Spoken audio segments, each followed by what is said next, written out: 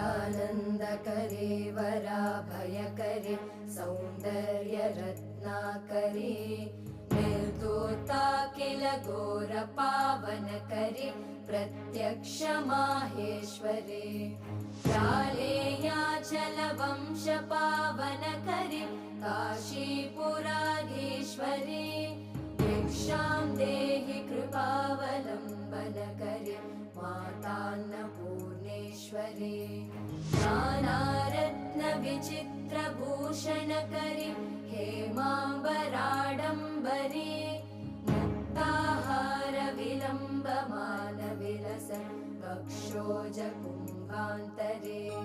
काश्मीरागरुवासिता